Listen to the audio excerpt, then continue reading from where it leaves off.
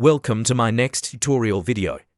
You may have encountered Chinese cloud motifs in various designs, but are you familiar with the process of creating them?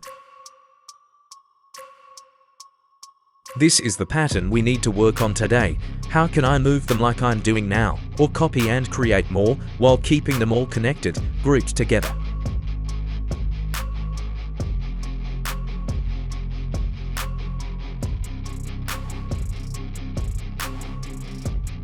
It's remarkably simple. Follow these steps to master it yourself. Use the rectangle tool to create your desired shape. Next, duplicate it by holding the Alt key while dragging. Use the shortcut Ctrl+D to repeat the previous transformation.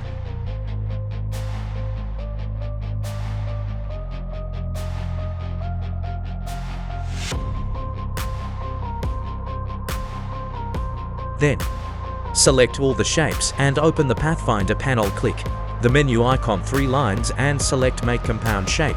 After that, go to the Appearance panel, click Add New Effect, choose Stylize, and then Round Corners.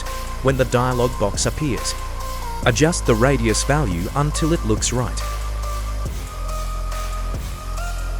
That's the basics. Now, let's customize it to fit your own style and ideas.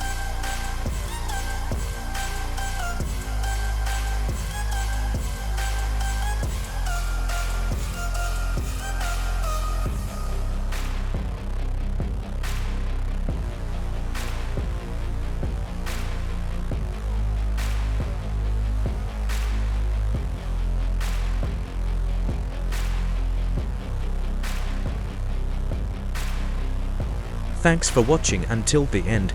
Make sure to save this video, hit the like button, and subscribe to the channel.